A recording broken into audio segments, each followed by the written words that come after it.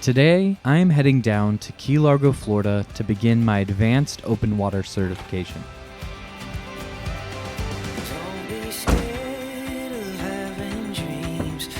Thank you. Have a great day. Thank you. Don't be scared of giving yourself away. I am so excited for this trip. Getting my advanced certification opens the door to so many more complex and exciting dives. Now, the first stop I have to make is at the dive shop, where I'm taking another huge step forward and purchasing my very own dive gear. This really is such an incredible milestone for me, and I was so thankful for the team at Rainbow Reef supporting me and making sure I got just everything that I needed. Hand tight or kind of go a little bit further? A little bit farther than hand tight. Okay. Yeah, I'll do that when I get back.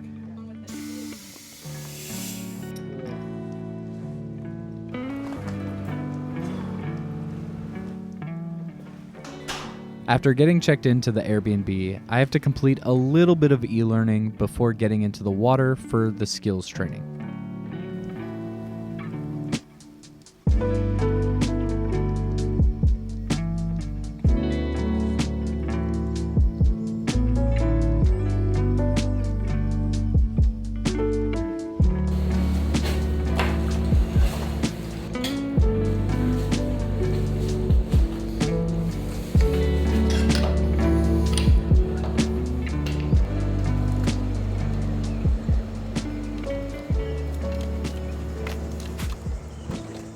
Now, my first day in the Keys, I booked an early morning dive, sort of as a refresher dive and a chance to get familiar with all my new gear.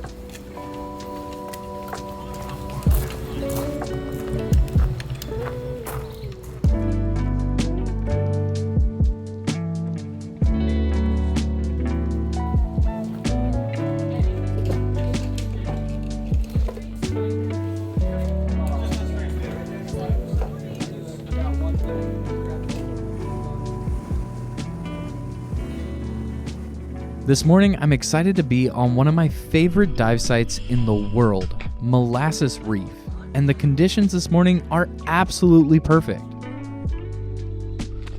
This reef is teeming with so many critters, and every time I dive here, I see something new.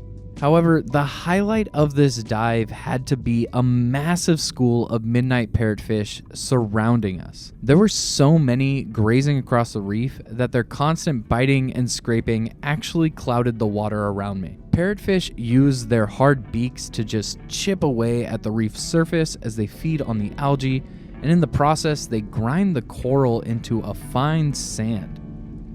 They play a huge role in shaping the reef environment.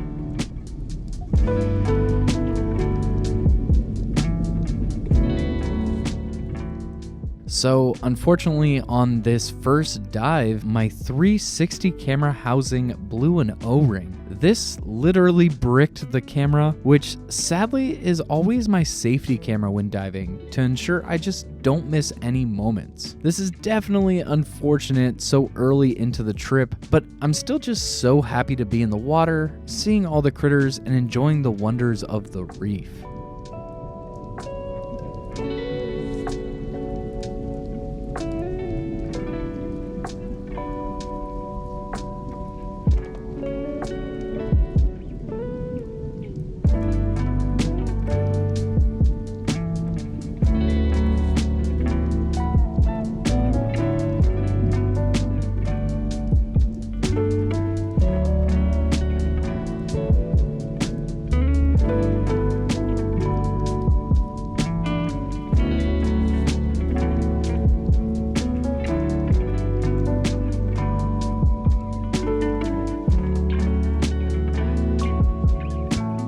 Absolutely incredible conditions today. The water was crystal clear and just a great little getting our feet wet dive before getting our advanced certification.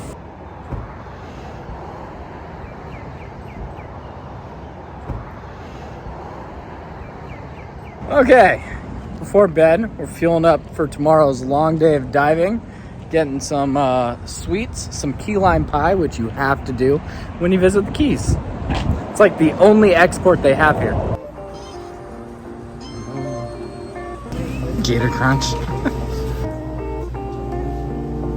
Baby.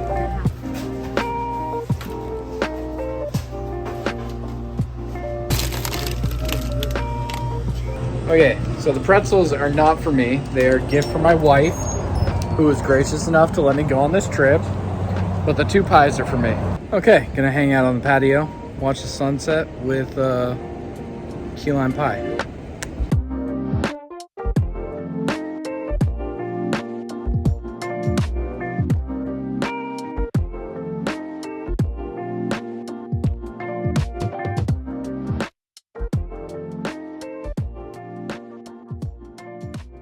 Okay, we are leaving for the dive shop right now, leaving a little bit early so I can pick up my new dive buddy, Holly, who's down the road, who's been riding her bike in the crazy heat wave we've been having. So giving her a ride so she doesn't have to ride the bike for 25 minutes with all her dive gear in 100 degrees.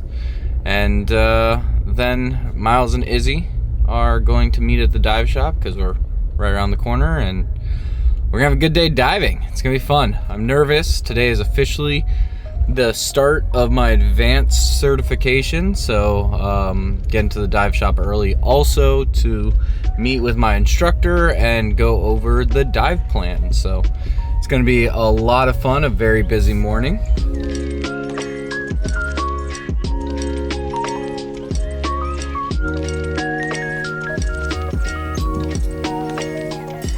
Okay, ended up on the same boat for the dive, but I'm going to be diving separate from these fools, so they're going to have fun, but they did get squeezed into the classes lineup, so. Yeah, wave. Say hi. Hi.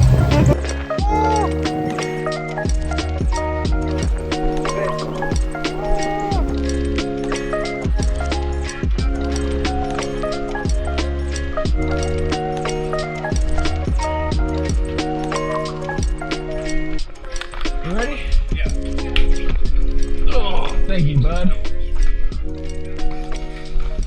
want you guys to put your regs in. We're going to do a weight check. I want you to put your regs in. Fully hold your breath. The only time I'm going to have you hold your breath in diving is when we're doing this weight check. So, part of getting your advanced certification is completing 5 skills courses. The first skill that I have is peak buoyancy. It is super important when diving to be able to manage how you float underwater.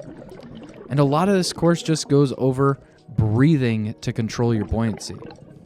We spend a lot of time in the sand practicing and completing tricks with weights, like maintaining a level trim without touching the sand and knocking over some weights with your regulator.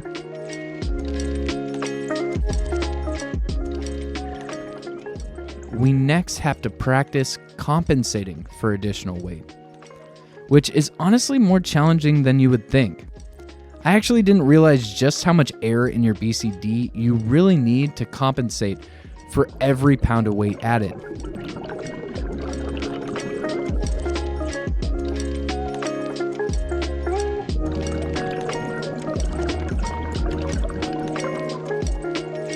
And then the final portion of this class, we have to learn to do a safety stop with less air in our tanks.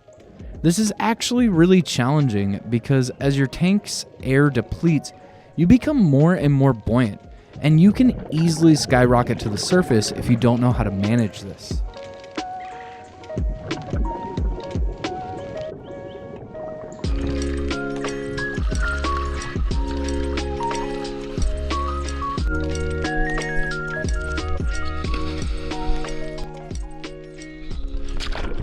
Now, our second dive, we're learning one of our most important skills underwater, which is navigation. It's surprisingly easy to get disoriented once you're below the surface. So being able to find your way is a critical skill.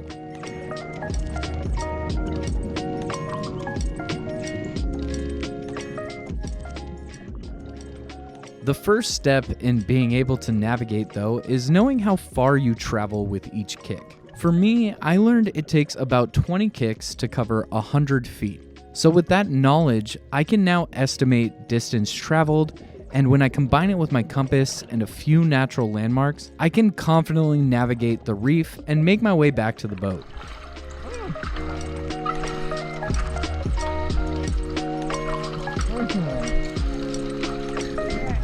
Hey guys! Woo! Yeah!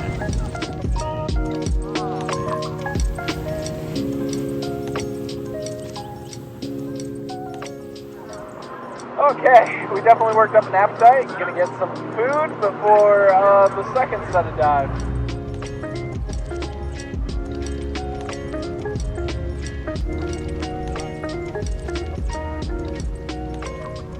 We have 1 hour to try and get food before we need to be back on the boat. I think we can make it. Okay, we made it just in time. We gotta start heading back. Okay, on our way for second dive.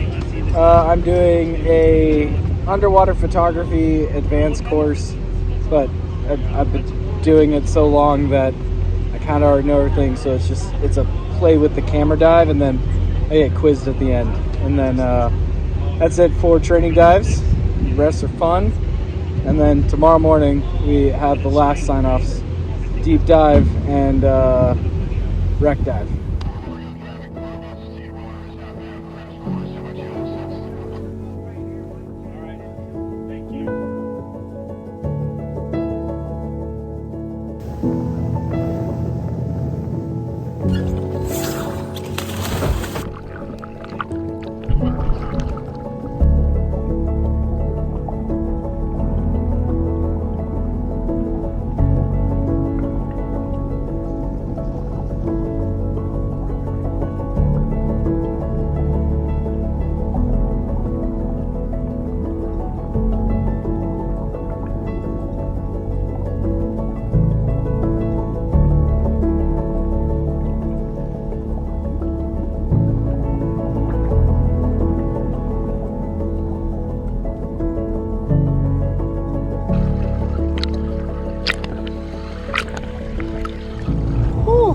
Gorgeous water. Just finished the last dive of the day.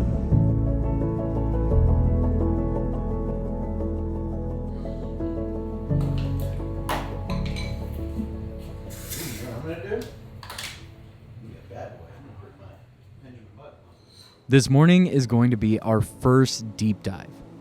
I'm honestly a little nervous.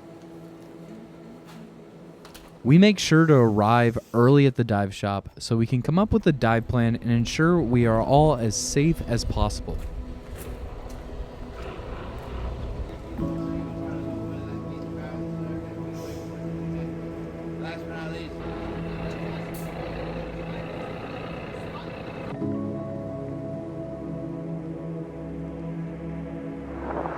Okay, on our way to the Spiegel, official deep dive. It's gonna be fun.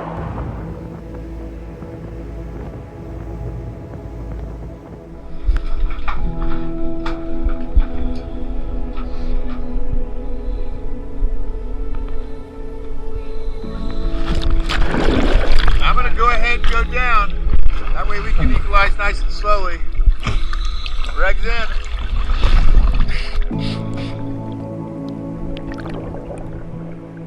It's a surreal feeling. From the surface, even with near perfect conditions, the ocean floor is hidden from view. An endless blue stretches beneath me. As I descend, the world above fades, and I can barely make out the bubbles of the divers ahead. Our slow descent down the line feels like slipping into the unknown. The deeper we go, the more the light fades, and the more I feel it. That mix of anxious excitement and quiet awe. The abyss slowly reveals what waits below, and the Spiegel Grove slowly comes into view. A massive ship, the length of a skyscraper, hidden away from the rest of the world below the surface. Diving at this depth, everything feels slower, heavier. There's this constant awareness that follows every movement. How much air I've consumed, how long I can stay at this depth, how close I am to my no decompression limit. This is not the place to lose focus, because every action down here matters. As we progress towards the deck, the silhouette of something large catches my eye. I am so excited to see my first reef shark gliding over the ship, and as I ascend over the top of the deck, the reef shark glides effortlessly past me. Absolutely majestic. For a moment, I feel like time freezes. I mean, this is the whole reason I wanted to get my advanced certification. Why I pushed so hard to get it. To be here in this moment.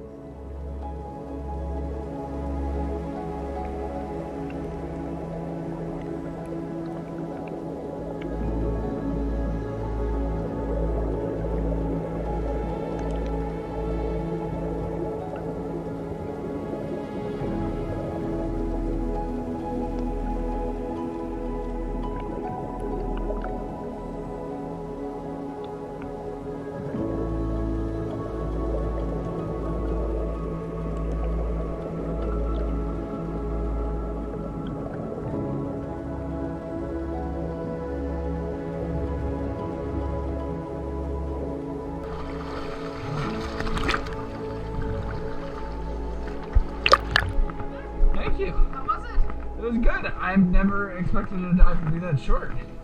After an incredible dive, we make our way to the final dive site of the day, and my last specialty dive for this certification. This time, we're heading to the Benwood, a historic wreck resting quietly just beneath the surface.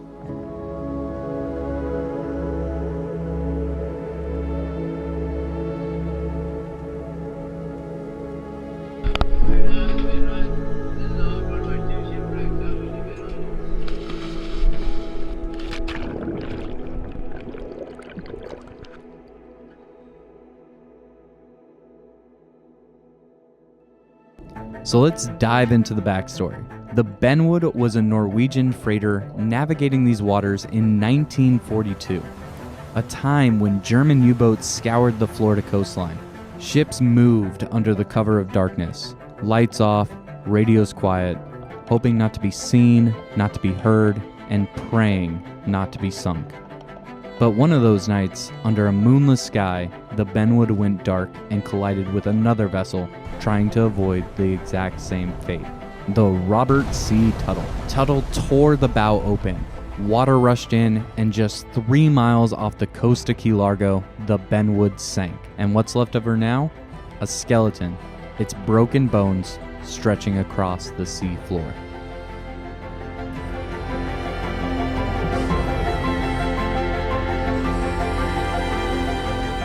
But the Benwood sinking didn't mark the end of its story. Quite the opposite. Out here, in all this endless blue, structure is life. Anything to break the emptiness. Anything to hold on to.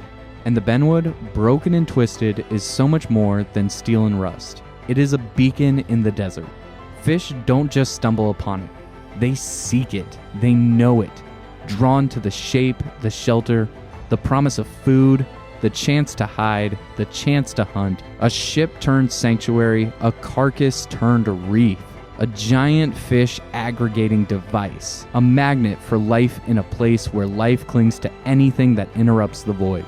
Hard steel grows coral, coral feeds the small feed the hunters, one wreck, one reef, a world built on bones. Now, I have dove the Benwood many times, but never in all my dives have I experienced this kind of visibility. In fact, I've never experienced this level of visibility outside of some freshwater springs. This dive is supposed to be our final sign-off dive, testing the skills we've learned, and it almost feels like cheating to use this as a test for our navigation skill.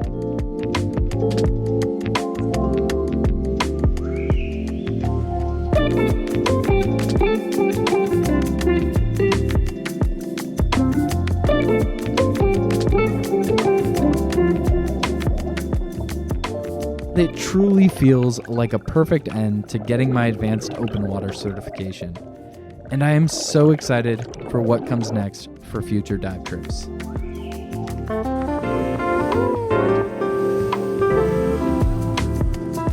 Yeah, this is amazing.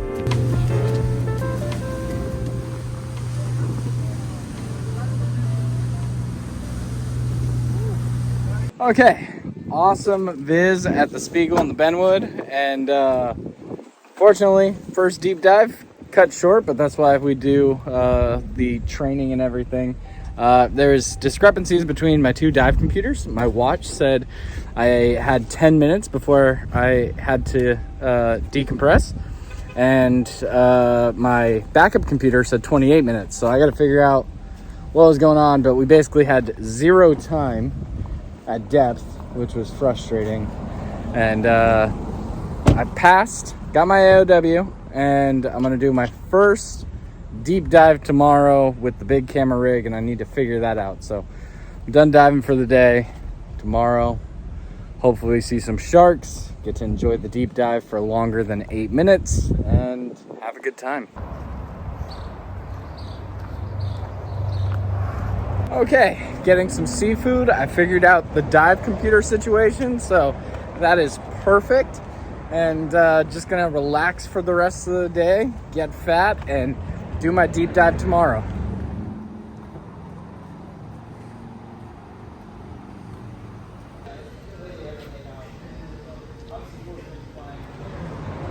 One of the best meals we've had here in the Keys.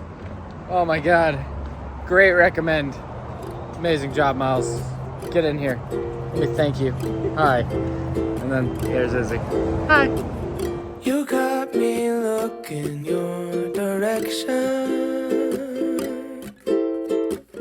You had a flower in your hair. Electromagnetic connection. I knew I wasn't supposed to, but I still stare. So sadly, we are heading home today, but not before doing my first official deep dive after getting my advanced certification. We're going to be diving the Spiegel Grove again. And I know so much went wrong yesterday. There was a lot learned. Even though the footage wasn't great, it was still incredible to see that Caribbean reef shark. Honestly, it makes me really excited that I'm getting my advanced certification, and I'm looking forward to being able to capture even more shark species. But today, dive in the Spiegel, gonna bring the big rig, and hopefully we get some nice shark shots and we get to dive more than just a few minutes and see more of the Spiegel. This vacation is over, it never lasts. Here comes the sunburn.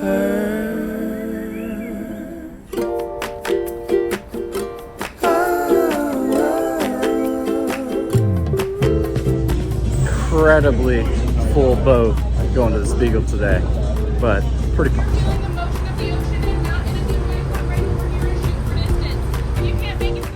Oh my God, it is glass.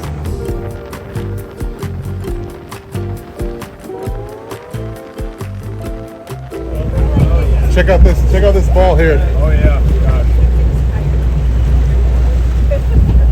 Well, they've got a wake behind them. Okay, current a little too strong. Not getting to dive the Spiegel today. Yeah, Are you with a guide? I am. Good for you. I'm with Fletch. That's smart. Having a blast, falling in love just a little too fast. Vacation is over, it never lasts. Here comes the sunburn.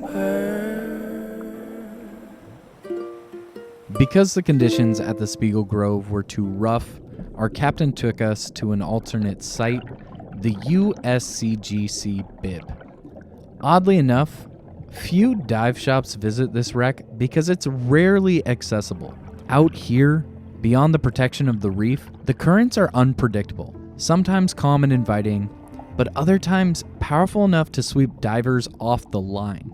As I begin my descent, the water grows darker. the surface light fades behind me. I'm painfully aware of how limited my bottom time will be. Every few feet I descend cuts into my no decompression limit. Around 90 feet down, the faint outline of the Bibb begins to emerge from the blue.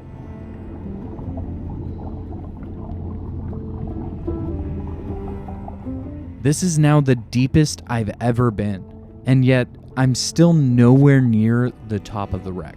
At 100 feet, the temperature drops sharply. It's a sudden reminder of how deep I really am.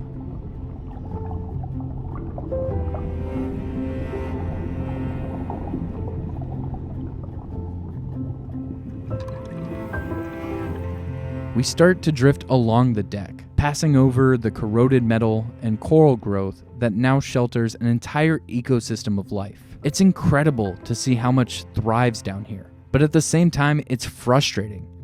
Being this close, yet unable to explore deeper without crossing safe limits.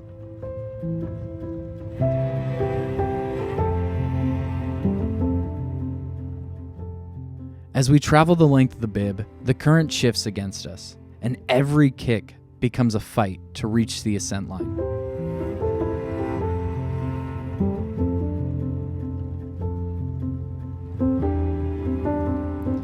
My air drops quickly, and by the time I reach my safety stop, I'm down to 500 psi, literally counting every breath. This dive tested everything. My endurance, my focus, and my composure under pressure. This truly has been one of the most challenging dives I've ever done. After this dive, I couldn't help but reflect on this whole experience. When I was getting this certification, all I could really think about was how I could monetize this passion for diving further. Between the gear and travel and certification, I spent nearly $4,000 on this trip, which is not a small amount of money. It honestly has been filling me with some dread. I keep thinking about how I can make this all worthwhile. That's actually just a huge problem for me in general. It keeps coming up as a reoccurring issue, especially with me making films like this one. I get really caught up in seeking validation, whether it's through views or monetization of these short movies. And after such an amazing trip, I really struggled to edit this one. It sort of became a source of anxiety for me. I felt like I missed a lot of shots that I needed, and not making a movie felt like this whole experience was a wash. After some time and reflection, though, I kind of remembered why I loved making videos like this one so much. It really, for me, has always been a creative outlet and a way for me to relive wonderful memories. I never used to care about the money or the views, but they kind of just crept in as validation for my work and that it was good, and it was so easy for me to get caught up in that. It's almost like this addictive game. I am happy to say, though, with a little bit of time, the nostalgia of this amazing trip made editing it a breeze. While editing this video, I was reminded that it is never a waste to spend money on a hobby you don't monetize. It's okay to have your hobbies be just your hobbies. I don't need to make money with this advanced certification. It wasn't a waste because I love diving, and I love sharing the experience of seeing these amazing places with friends and family and strangers on the internet. I grew up on the phrase of, if you do something you love, you'll never work a day in your life. Even doing the things you love can be work. Trust me, I am a new parent. I love my kid, but it is work. The process of doing that work for the things that you love can translate into other aspects of your life and lead you to places you never thought you would be. I cannot believe where my passion for cinematography landed me, which is so far outside of the film industry, but investing in my passion, learning those skills, doing that work, translated into a career I'm incredibly happy with. And I'm proud to say I excel at it. So I have no idea where this advanced certification will take me career-wise, or if I'm ever going to see a return on this investment. But hopefully it just gets me to some great dive sites, because that's all it needs to do. But that's it for this video. I'm so happy to have had you here, and I'm excited for whatever the next video might be. I'm really hoping This is the start of some great stuff, and I hope I continue to love the filmmaking process going forward.